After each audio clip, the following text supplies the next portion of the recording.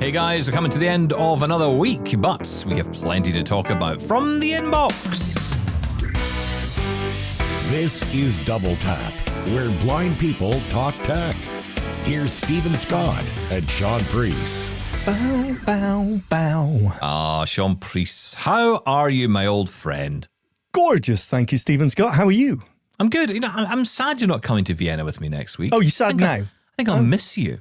Oh, will you miss me? That's terrifying. I thought I would wait to say that until I knew all the seats were filled up on the plane. And then, there's no way we could change anything. Not that you would have come anyway, just saying. No. Well, you're going to have fun with the fantastic Mr. F. F is for fantastic, as we know.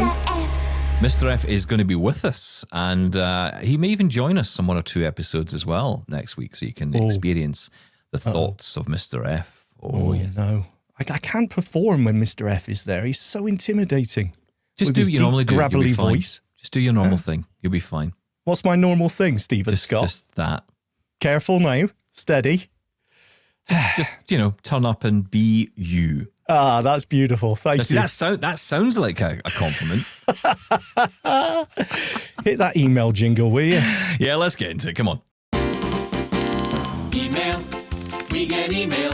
We get your email every day. Ding dong. Email today. Oosh. Oh, that's better than yesterday's, I'll tell you that. I'm trying it out. Yeah. I'm free-forming. I'm moving around. I'm growing as a person. Creative, if you like. Yeah, you are. I think you're growing muscles with your 20k a year or whatever it is you're doing nowadays. Thank you very much. Protein shakes, so that's the answer. Yeah, goodness me. Right, we're going to get into some emails. AI Guide Dog, this app you were talking about before. You know, that.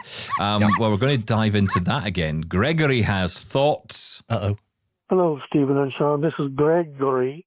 I just tried out that AI Guide Dog app. Works very well, very well. I've renamed it Garbage Can Detector, or in your case, Bin Detector.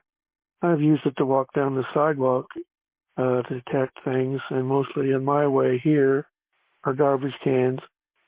And it picked up a basketball hoop that was stuck in the middle of the sidewalk and other objects.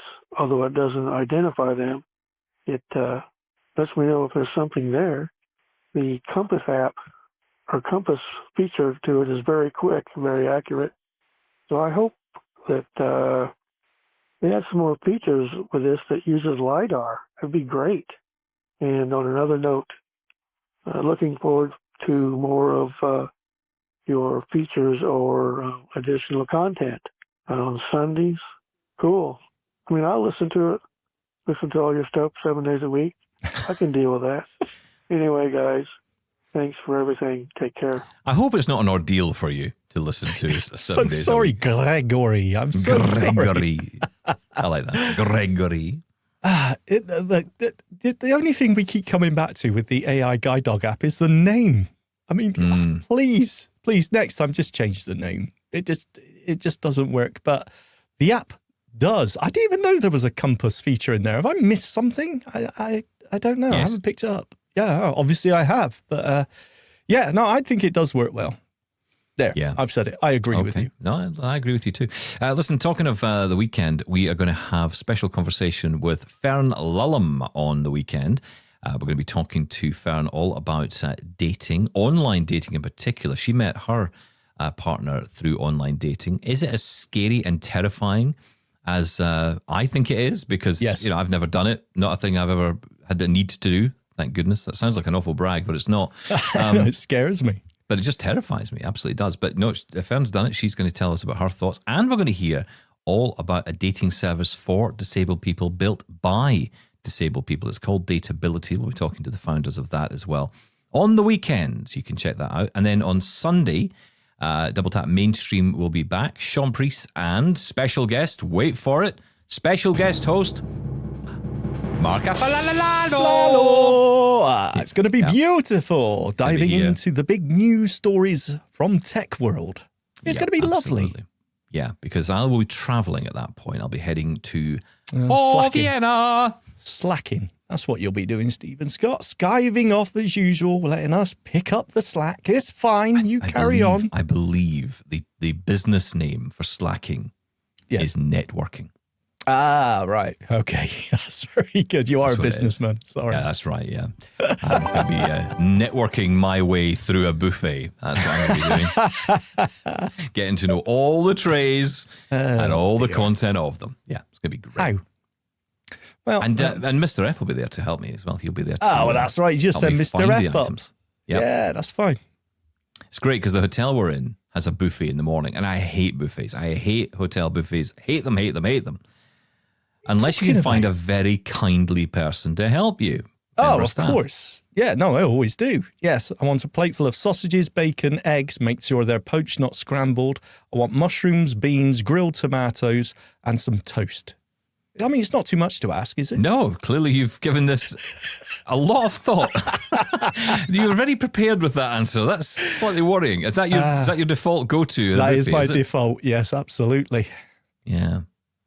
I saw a Jerry Seinfeld clip of him talking about the buffet, and he's the joke went along the lines of basically it's just everyone's emotional problems on a plate, just piled high. Yes, it's salad with ice cream on it. I don't care.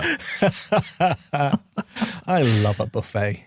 Yeah, I don't. I love that. I love a buffet. Yeah, I love a buffet. I just because that excuse to essentially eat anything you want. I think to Jerry Seinfeld's point in that joke. He said it's like giving the dog the credit card and saying, go into Petco and choose what you buy as much food as you feel you need. Oh, dear. Yeah. Anyway, thank you for that. Let's move on to another. This is on the screen reader debate. Oh, goodness. Hi, Double Tap team. Carvane from Malaysia here. I'd like to comment on the classic debate that people love to have in the screen reader landscape. I use JAWS as my primary screen reader, and at the same time, I've adored NVDA since 2009. Just this morning, I was reading emails and looking at the main JFW list, where there are heated discussions about Glenn Gordon's resignation, discussions that are extending into the classic JAWS versus NVDA territory. I agree with many of the points being raised. The challenges faced by NVDA add-on developers due to frequent code changes, especially those working on a voluntary or hobby basis, are significant. Additionally, JAWS undeniably offers unparalleled customization capabilities, and the technical support has always been great in the JAWS space. However, I also believe that some of JAWS' greatest strengths are now becoming limitations. Number 1, abandoned scripts and features. There are tens, if not hundreds, of shared JAWS scripts that have been abandoned, such as the WordPerfect scripts, Media Player Classic, Winamp, Symfony word processor, and many others, and they remain in the shared scripts folder without active development. This issue extends to many other features, including Research It, Windows Class Reassign, Flexible Web, obsolete settings items in Settings Center, like those related to DEC Talk, Skim Reading, and Frame Viewer, all of which contain broken components and long-standing bugs. 2. Code-based redundancy and responsiveness. When facing rapid changes, such as sudden Windows interface or object model changes, NVDA has shown greater resilience and speed in adapting to the changes.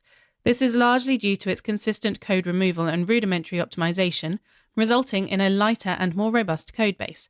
In contrast, JAWS carries a significant amount of redundant, abandoned, and poorly understood code, a situation exacerbated by the departure of many of its original developers. When I last spoke with Eric Damery in 2019, he shared a similar concern about the screen reader's code-based redundancy and mentioned plans for an imminent rewrite. While a major rewrite is challenging for a large corporate product like JAWS without delaying releases, it highlights the need for a development culture that prioritizes frequent code audits and rewrites. 3. Third-party scripting landscape. It's also difficult to claim that many old JAWS scripts still work unchanged, given the scarcity of active third-party scripts in the JAWS community today. The NVDA add-on development space is experiencing a renaissance. The main developers are also quite open to merging good add-ons into the core build, which is a boost to many hobbyist coders out there. Take AI, for instance. There are numerous AI add-ons available, offering users the flexibility to integrate custom prompts, LLMs, or API keys with personalized customizations. While I understand that maintaining these requires effort and users need some technical knowledge, the innovation is evident. In the past, discovering JAWS scripts involved navigating various websites, requiring more user knowledge than with NVDA today. Currently, most older third-party JAWS scripts are difficult to find and are unlikely to compile with newer JAWS versions, especially post-2019, or with the new modern compiler being deployed in JAWS 2026. Furthermore, scripting for JAWS has become more challenging with the advent of UI automation, requiring scripters to possess a deeper understanding of Windows fundamentals beyond relying solely on screen coordinates and text. The limitations of JAWS scripting language have been addressed by great work like Jamal Mazroui's Homer and scripts combining the JAWS scripting language with other programming interfaces, but it's clear that the knowledge we acquire through NVDA add-on development is far more extensible, and the scripting language is more fluid. Regarding domain scripting, my understanding is that it's a complex area. While theoretically achievable with NVDA's Python backbone, I'm not aware of any widely used real-world web scripts for NVDA that utilize this capability. 4. The decline in support quality. And then there's the elephant in the room, the high-quality support that JAWS used to have. In the past, you could directly talk to Dan Clark or Eric Damery just by calling support. The horror stories we're hearing these days are saddening. Email technical support is being pushed to the more standard auto replies, while directing users to a ticket creation system. I acknowledge that telephone support is still available, but I'm still nostalgic about how we as blind people could talk to the top people through FS Open Line and FS Technical Support. NVDA admittedly does not have any official technical support for free, but for those who have experienced the warmth of Quentin and other NV Access people on social media, you know how responsive they are to bugs, disagreements, feature suggestions, complaints, and even just casual conversations. If you regularly read their fortnightly in-process newsletter, you can experience their love for their work through their writing by featuring other people's work and showing the true caliber of a free screen reader. It's also worth noting that the Web AIM Screen Reader User Survey number 10 from 2024 reveals compelling data about NVDA's global popularity. While JAWS usage remains higher in North America, 55.5% versus 24% for NVDA, NVDA dominates in other regions. Europe, 37.2% versus 29.7% for JAWS, Africa and the Middle East, 69.9% versus 23.3%, and Asia, 70.8% versus 22.9%. When asked which screen readers they commonly use as opposed to primary, NVDA was highest at almost 66%, with JAWS at almost 61%. This reflects NVDA's growing worldwide adoption, particularly outside the United States. However, it's important to acknowledge the Web AIM survey's inherent bias. Nearly half of respondents were from North America, with about 30% from Europe, and survey respondents are predominantly professionals actively engaged in the accessibility space. People who subscribe to accessibility mailing lists, attend conferences, and participate in accessibility communities. The survey may not fully capture the preferences of everyday screen reader users who aren't deeply embedded in accessibility circles, meaning the actual global distribution of NVDA usage might be even higher than these numbers suggest. For those who've been around long enough, you'd know that the founders and lead developers of NVDA wrote an excellent JAWS script called JFW Technical in 2004. It's quite evident that NVDA in many ways is the child of JAWS.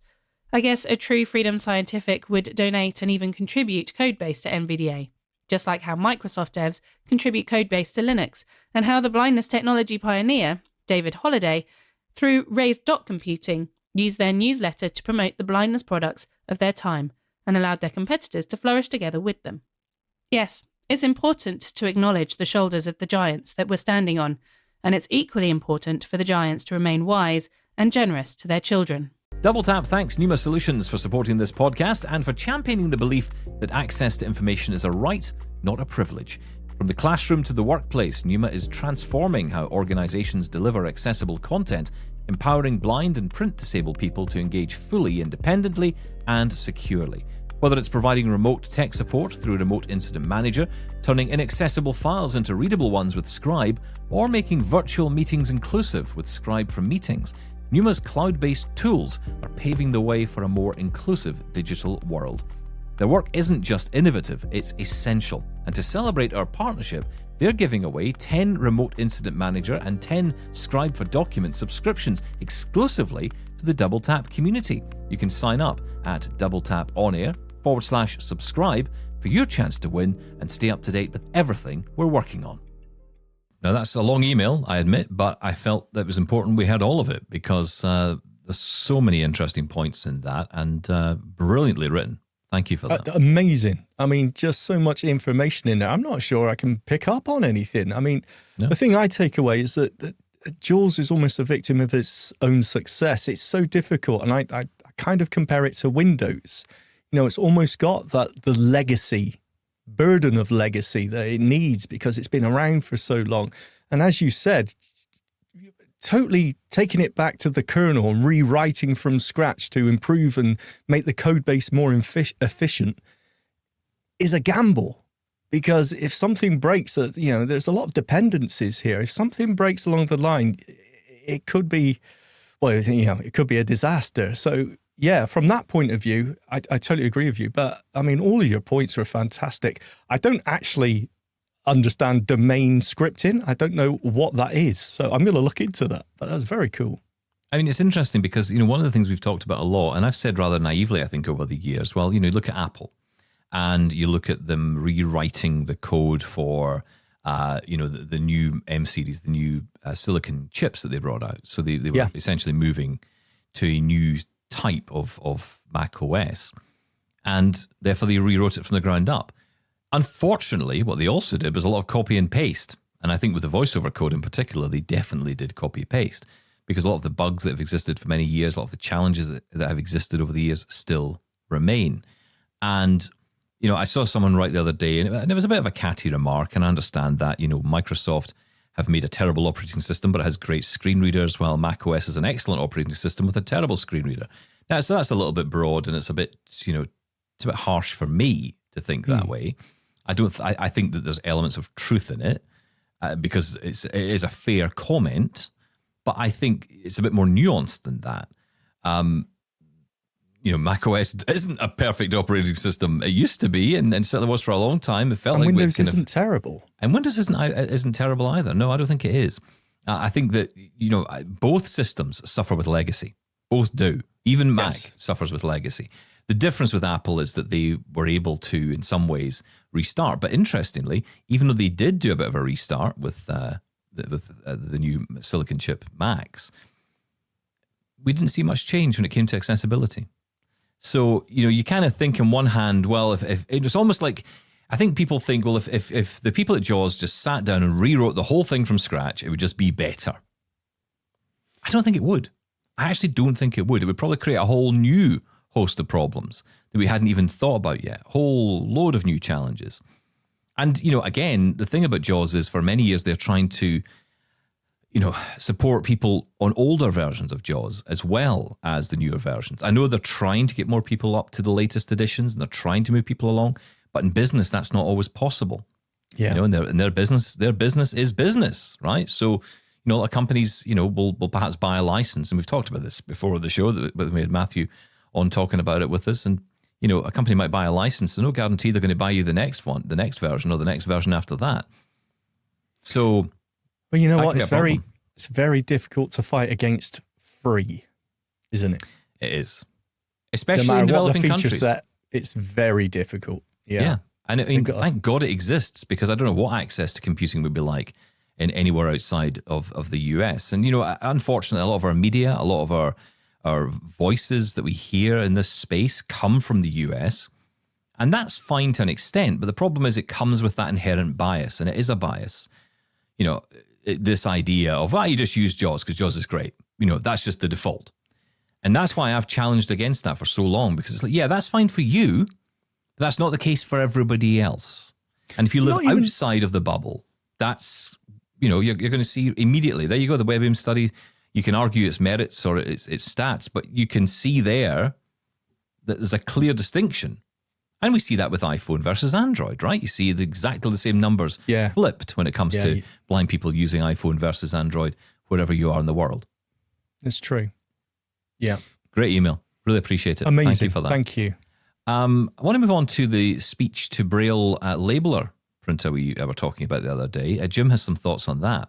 Hey, Shaun and Scott. This is Jim East from North Florida, and I just finished listening to your post about the new Braille printer or label or whatever it is. And, one of the words that triggered me a little bit was when the gentleman said caregiver. And I think in some cultures in the world, unfortunately, from my anecdotal experience, is that there are a lot of folks in Korea that feel that blind people still need caregivers. They don't think of us as being independent folks. And so when he said that, that kind of triggered me. Yeah, he did say something about being able to use a keyboard to interact with it. And I was put off too by the we're going to build that in. There's a expression you used, I think something like built-in inclusion or something like that. I like that. I want to learn that properly. But I know even when I help plan international conferences, oh yeah, well we'll fix that later, and we hear that a lot. So it's definitely something. But like you said, if you go into a venue with a bunch of blind people, they're not going to be pleased. Sure, a tool that everyone can use that, oh, by the way, I can write you a Braille note by speaking. Oh, that's cool. It says the sighted person. But, and just as a side note, and, I've been a caregiver, but I was a caregiver for a sighted partner that had cancer. And I know somebody else that was a caregiver for someone a parent, theirs was a parent, mine was a partner that had Alzheimer's. So we can be fantastic caregivers. But when someone refers to a blind person needing or working with or having to have a tool that a caregiver can use to care for them, that kind of ruffles our feathers a little bit. So I wish him well, but I really wish that the accessibility was at the same pace as the rest of the development. Just my opinion. Thanks for doing a great show. Take care, gentlemen. Thanks. It's Jim East from North Florida. Thanks. Thanks, Jim. And I'm with you 100% on that. I think it needs to be accessibility first. I know it's this temptation we have, and I've said it myself over the years. Well, we should really wait. But I think when it's a product like this, that's, so it's like within touching it's a Braille distance. label printer. Yeah, but it's like it's in touching distance of being able to be used by me, and I'm like, I'm not going to be able to use this thing, at least not initially. And I think I don't know how I feel about that. I get where he's going. I get where he's coming from with the design and the purpose of it, but I just think you don't want to muck around with this market too much, because people get reputations very quickly, and it's unfortunate, but it's true. Your reputation can die very quickly, and you don't often get a second chance at a first impression in our community. So you got to get it right, and you could get it right by just adding in accessibility, which should have been there in the first place, in my view. Yeah, no, I agree with you, but I you know what? Until we know it's not accessible, I'm not entirely sure. We know because in the interview that you did, yes, you asked the question. I did ask the question, and I don't know if there maybe was a language issue there, because I'm not convinced that it's not going to be accessible out of the door, and it was just a bit of confusion, but honestly, I don't know. But the thing that ruffled my feathers, as Jim put it, actually, it is kind of the assumption that we do need assistance all the time. It's almost like who looks after you? Those sort of questions that you get asked. And you think, do you have to assume that every time? And the whole premise of this, as was pointed out in the interview, was that can you make a label printer so sighted people can print Braille labels for blind people? Yeah. And, you kind of think, well, the whole premise of that, can you just make an accessible Braille label printer that everyone can use? Is a Braille printer that everyone can use. I mean, it's as simple as that. Never, take the word accessible out, just for everyone to use, and that includes blind people. Can sighted people not type on a keyboard? We still live in a world where people don't think like that. We still live in a world, and we're going to live in it for a long time. I hate to say it, but I haven't seen it much in the way of change when it comes to social attitude. All I hear about, you go on LinkedIn, the world's biggest bragging network, All you ever hear is these advocates going on and on about, we've got to change society's attitudes, and then there's about 1,000 applauses and, hundreds of emojis flying around all over the place. And I'm in agreement with you, and you're so right. Okay, but nothing's working, guys. Sorry, it ain't changing. Well, you just want those people to shut up and say nothing? Well, what's the answer, Stephen Scott? Shouting on LinkedIn to people who agree with them is probably not going to change anything anyway. So let's just put that out there. I think you need to do more than that. I will say one thing. I don't know what it is, but I think that the biggest change, if I was to guess, and this is purely a guess, but if I was to say what is the biggest change that I have seen that's actually making a difference, is younger people who I'm meeting. If I meet a young person in the street versus an older person, and when I say older person, I could be talking anyone from their 40s, but anyone between, say, teenager up to 25, 30. Yeah. There's something different about the way that those people approach me, talk to me. The only time I feel, if I meet someone who's of any age, who totally gets it, is someone who's got someone in their family they look after, or they themselves are disabled, then they get it. They understand. Like, I spoke to a woman the other day on the bus. She was proudly telling me she was 80. And she said to me, she said, have you always been blind? And she said, I'm really sorry. If that's inappropriate, don't answer. And that surprised me. But then she said, I do understand a little bit about this because my son's disabled. And so instantly there was an empathy there. There was an understanding of, okay, I'm living with someone who's going Everyone through this. should be disabled.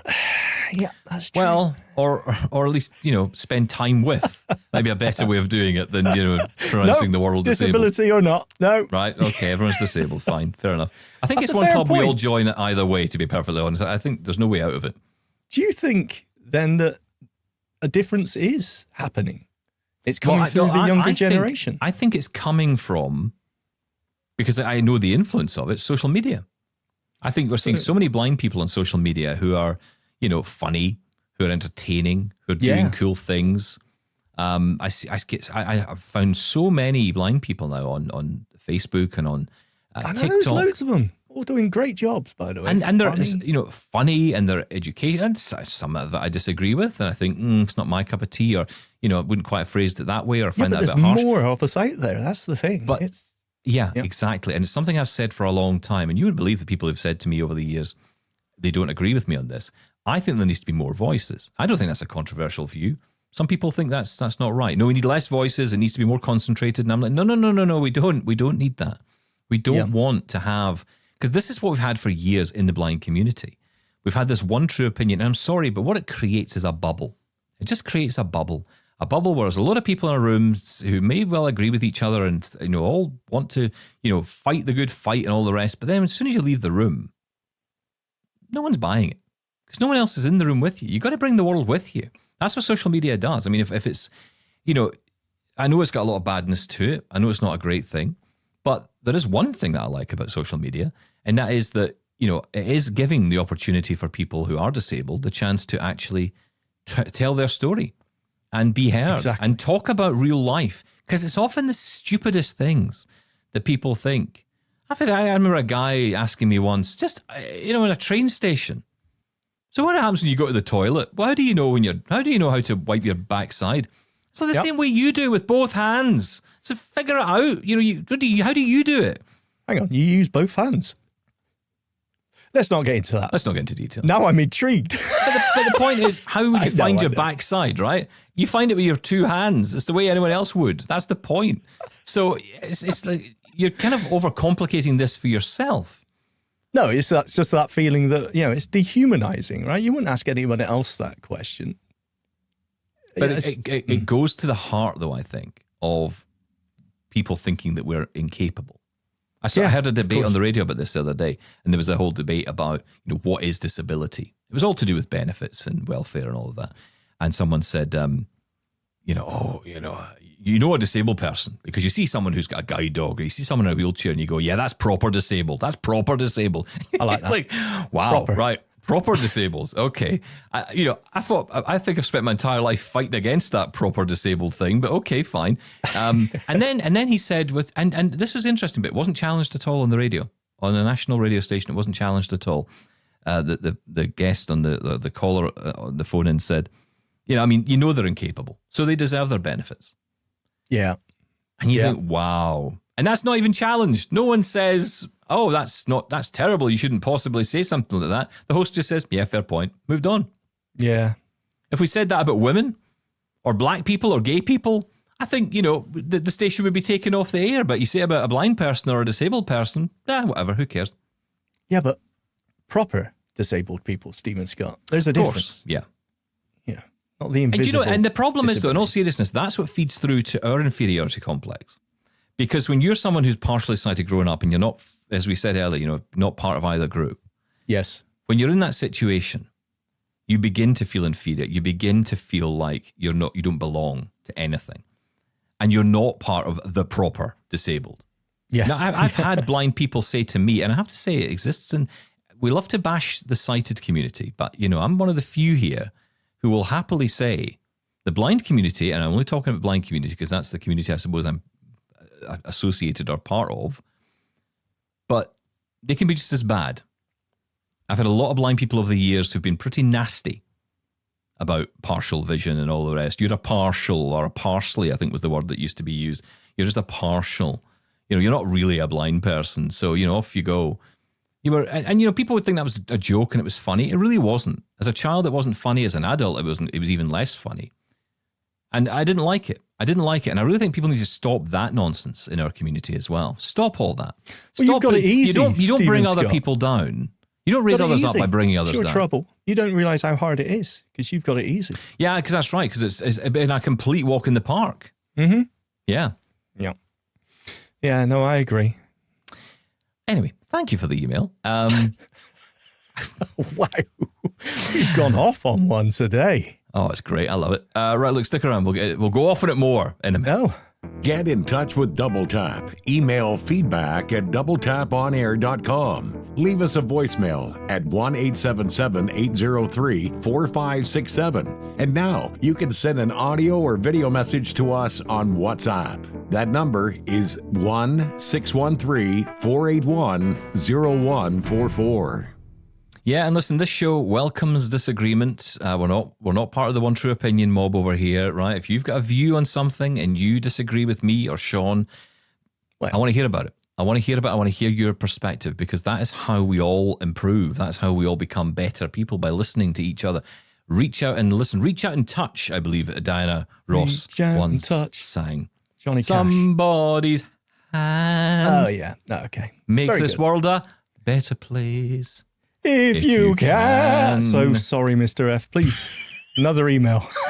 The good thing is I know we'll never get copyright struck for that on YouTube. That's what I love about it, because I know that's so badly done. Sorry, YouTube. Yeah. Right, let's get another one on. This is Joe.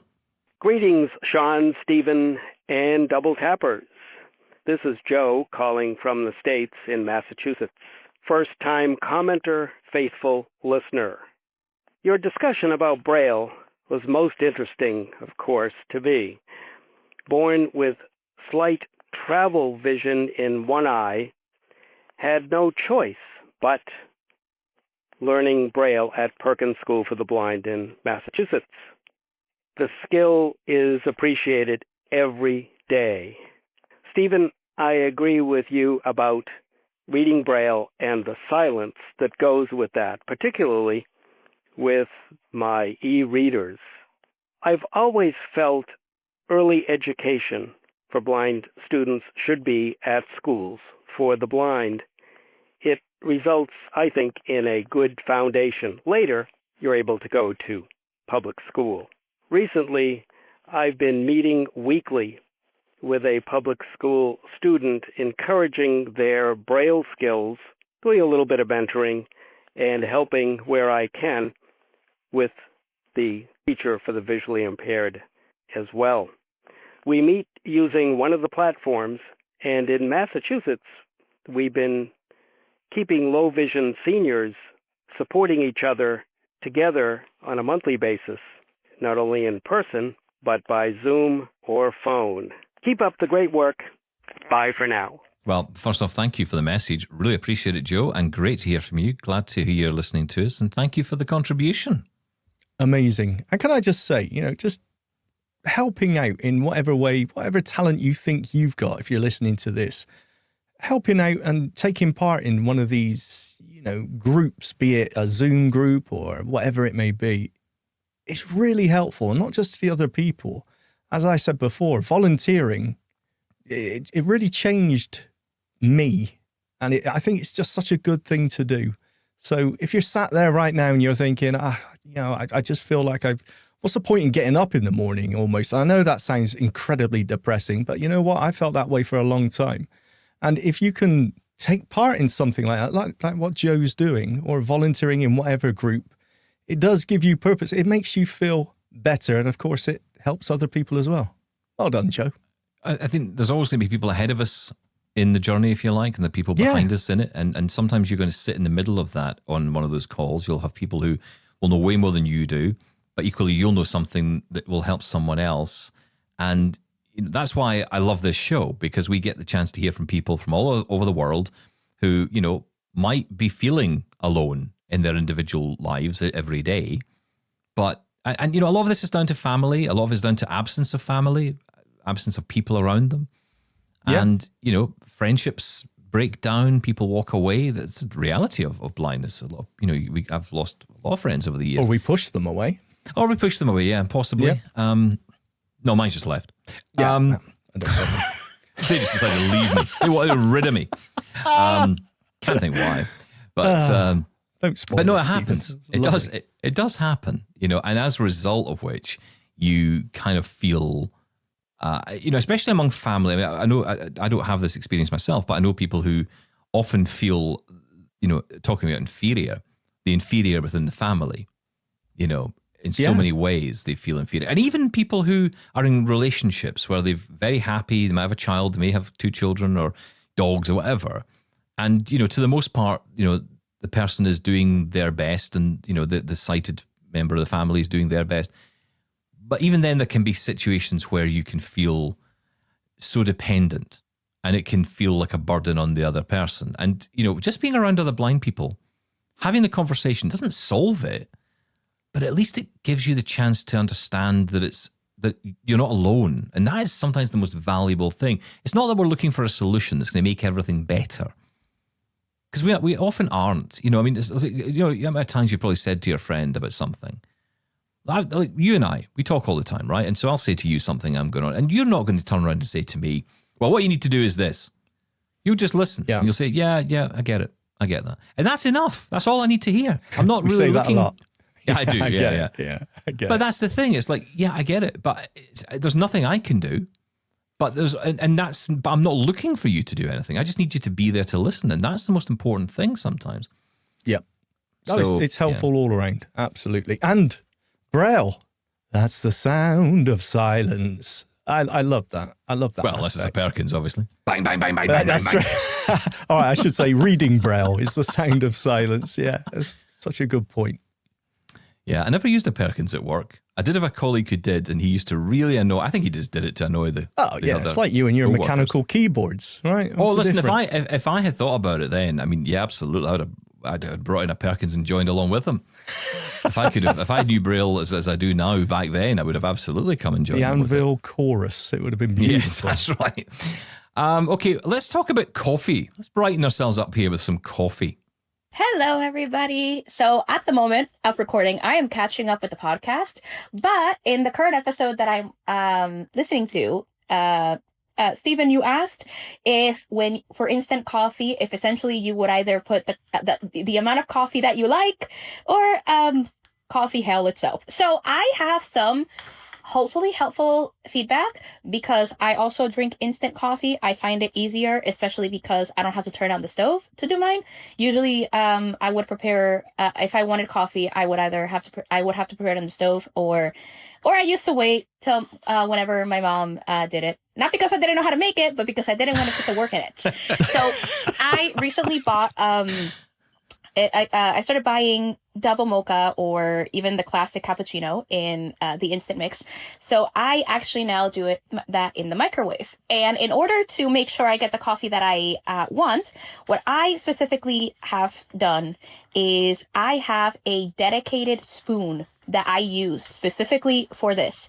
So I have measuring spoons, and I took out one of those.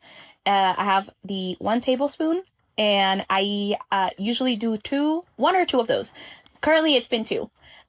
So that way I kind of know I'm getting the amount of coffee I generally would want to put in the milk, because I usually prepare mine with milk.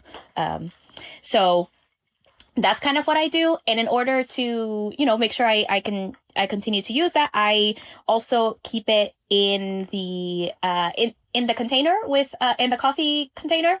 So that is kind of what I do. I am hoping this is helpful for you or anyone else who is also wondering this.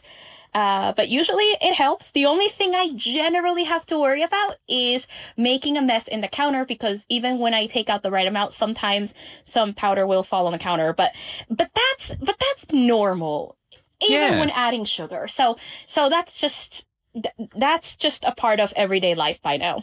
Anyway, I hope this is helpful. Didn't catch your name, but wow, what a ray of sunshine you are today, I tell you. That is a lovely message. Can you tell they've had coffee? Oh, yeah. Yeah. Two scoops. That's 4 coffees in, I think. I'm guessing 4 coffees in. I was laughing at the start of that. I remember I listened to that and I double-checked that I didn't have it at my high speed listening on, because she was rattling through that email so quickly. It was fantastic. Isn't coffee complicated? Well, it doesn't have to be, but it's complicated. Can be. It can be complicated. I think I would love to be one of those people that gets the beans and, the bean crunching thing, and then the I believe it's grinding, but frothing thing, and then there's the machine that goes, and then you got to get a thing that goes bang, bang, bang, and then you get a cup, and it all kind of becomes something. Yeah. Well, the coffee, I believe. Yes. That's the end result. You'll be impressed, Stephen Scott. Oh. We have just bought a milk frother and something. It looks like a tiny little kettle, Yes. and it's got a little attachment at the bottom to froth up the woody milk. thing, yeah. So we're going to try that out, because right now we're just pouring milk in a little jug, sticking it in the microwave, giving it a little stir, and then just pouring it in with the What's coffee. this heating up the milk lark all about? Get some cold milk in there. I'm not a coffee person, so I don't know. We were just drinking the coffee out of the Nespresso just as it came out, and it was very strong for us. Oh, it is, yes. So then someone told us, no, you got to pour milk in. Ah, right, okay, milk. I get it now. So I'll let you know. I did find it rather amusing that Nikki Glaser, at one of the events she was hosting, I think it was either the Golden Globes or one of those shows, made reference to George Clooney, and then proceeded to ask him on stage if he could fix her Nespresso machine for her, because she's having some issues with it. In case you don't get the joke, he is the face of Nespresso. Oh, is he? On all the ads, yes. What a beautiful face to have for Nespresso. Oh, yeah, beautiful man. Yeah, absolutely. Gorgeous. Proper man. But, yeah. No, I'm just an instant guy, I suppose. I like my instant coffee. I mean, I went through all these machines and all the rest of it. I just couldn't take to it at all. I just thought, you know what? Instant coffee will do. What I need to do is cut down on the mess. And I know a few of you have emailed in about this. I have plenty of emails. I have detailed files on what to do to not make a mess. Some great ideas, by the way. One being just wipe up after yourself. Well, every time I make a tea or coffee, I grab a tray. Someone said buy a tray. You put a tray down, but then you got to wash the tray anyway. Yeah, but at least it keeps it all contained, right? You're trying to contain the mess. Okay. Because you say you need to clean it, but I have spilled several cups worth of coffee into my little, what do they call it, a little drain thing that sits at the bottom of the coffee machine? Oh, yeah. It's a little drain in case, it was overflow. Yes. Taking that. The drip tray. Yes, thank you. Yes, the drip tray. Mm-hmm. Taking that to the bathroom is like handling nuclear waste. I know. Because you're terrified to move it left or right. I've just noticed now that I can no longer take my plate from the table into the kitchen after I finished eating if there's too much gravy on it. Because it just... no, that's a disaster. When did this happen? When was I suddenly unable to take my plate out? So now I've started to drink the gravy at the table, which apparently isn't a good thing even worse. either. No. I think the answer to that is a straw. Take a straw. Of course, a gravy straw. Let's make that happen. Straw. Double tap branded, obviously. A nice little presentation No box. one will know, but it will say it, we promise you. An engraved straw. Oh, Yeah, that's dear, the way just to do for the it. gravy. No, I'm with you on it. You've got to be so careful. Everything's a disaster. I mean, even carrying a cup. No, I have to carry the cup like close to my chest, because what I used to do was just obviously have it out to my left, just in my hand as you would carry it. Yes. But then what happens is I'll misjudge a door, as I often do, and of course the coffee ends up all over the door. Yeah, I My quite house like is a it. delight. My sort of thrill is to try and take 2 cups, so a cup in each hand upstairs. Trying to feel your way up and not hit the banister on the stairs. It's amazing. It's like I've done a skydive afterwards if I make it. I very rarely do, by the way. Yeah. Did you ever buy one? I was thinking of buying one of those. I've been, let's just say, you had a Temu. Yes. Or Shein, or any of these kind of, I don't know if this Yes. is a worldwide thing or whether it's just, I don't know. But these are Very online cheap stores. Online very cheap. marketplaces, yes. Yeah, straight from China. I mean, and when I say straight from China, I mean it's on a donkey on the way from somewhere. And I'll tell you, it probably was on a donkey because I ordered something back in the middle of January and it just arrived today. That's not bad, actually. I think it did walk here because there was no way that came on a regular commercial flight. I think actually in some ways it's more environmental. Is it more environmental? Absolutely. Well, it's because it's not getting on a plane. It's on a very slow How's it boat. getting here then? A slow boat on a boat from China. A slow boat from China. Yes, that's what were you exactly going to buy right. anyway?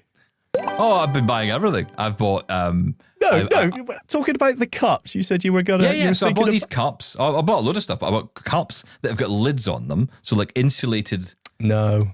Yeah. No, I refuse. Sorry, that's one step away from having a sippy cup. I'm not going there. I'm not ready for that. It's got a lid on there, so you can't spill it. Yeah, but no, that's part of the thrill. Let it spill, baby. It's fine. Anyway, okay. If you do have a lid on your cup, you do you. It's absolutely fine. And is it just me as a blind person, or do you find I end up with an awful lot of butter on my light switches at home? Do you have this problem? You're really missing that bread, aren't you? You didn't get orientation and mobility, but you did get daily living skills. I got orientation and mobility, but didn't get daily living. I think you need to swap notes. Spreading butter on the walls. Yeah, that's... Just spread some over there, put some over there. Some I hate light it when switches. people assume we need assistance all the time. My cleaners come into my house, and the first thing I get is usually, "You've been making some sandwiches again, Stephen. There's butter on the light switches again, or on the door handles." It's a bit of Achilles heel, isn't it? Buttering bread. Some people really get it. Some people don't. I think it's just because I don't quite know what the butter thing is. I don't quite know how I end up with so much butter everywhere. Because you're terrible at it. There you go. Do some training. Train myself, not, you know what's going to happen now. All right. Feedback at Double Tap on air. How do you butter bread? No. Laura's going to resign if Stephen she needs help. Endless emails about this. She's going to give up. Right, look, let's move on to Ronnie. More conversation on this AI guide dog app that we've been talking about. Hi, guys. I just listened to the show in AI Guide Dog app. I downloaded it, and as soon as I hit allow camera access, my phone started buzzing and talking. I'm using an iPhone 17. Perfect show. Oh. Ciao. There you go. Perfect show. Thank you for the review. Fantastic. Thank you so much. Yeah, so that's in response to me asking when I first downloaded and tried this app if you needed LiDAR to get the announcement of how far away an object was, because I wasn't sure. It did say, you don't need LiDAR and it will use the front-facing camera, but I wasn't sure how that could give you distance, but apparently it does. So, very cool. You don't need LiDAR to use AI Guide Dog. There you go. Thank you, Ronnie. Ian's up next, and more on the handwriting tool. They're using handwriting for passcodes. Hello. On the January 19th episode, the topic was brought up regarding how to safely unlock an Apple device. Although Face ID and Touch ID are good approaches, you still need to enter a passcode at various times. Besides having to do this after a restart, you also have to enter a passcode if the device has not been used for 48 hours, or if you have failed to authenticate using Face ID or Touch ID multiple times. As noted in the episode, when using VoiceOver, those in the immediate area may be able to hear the passcode, and, as I understand it, the numbers on the virtual keyboard light up as you select them. Fortunately, there are 2 ways to avoid these issues: Braille screen input and handwriting mode. I'm not comfortable with Braille screen input, so I won't say anything further about it, but I have found handwriting mode very useful for solving this problem and generally use it instead of the virtual keyboard. For some reason, handwriting mode is not enabled by default, so you will need to add it to the VoiceOver rotor. Once that is done, you can turn the rotor to handwriting mode and start drawing characters. Like the virtual keyboard, there are 4 different sets of characters: uppercase, lowercase, numbers, and symbols, and you can switch between these sets by a 3-finger swipe up or down. And when you start handwriting mode, it defaults to lowercase letters. That is an important issue when using it to enter a passcode. When you are just starting out, it can be a bit tricky to get VoiceOver to reliably recognize the characters that you draw, so you want to first practice and learn the best way to draw the characters. This is a good opportunity to use the Notes app to get comfortable. Once you have mastered using handwriting mode, there is one trick to be aware of when entering a passcode. For some reason, it does not default to entering numbers even when the virtual keyboard is displayed on the screen, and switching to numbers after you are already in handwriting mode does not seem to work when you are entering a passcode. The trick is to swipe left until you hear the prompt to enter your passcode, and only then switch to handwriting mode. At that point, it should already be in numeric mode, and you are set to write your passcode. The only feedback that you will get is a click for each character, or sometimes multiple clicks for some annoying reason. Hope that helps. Ian with a cane. Well, Ian with a cane, thank you very much.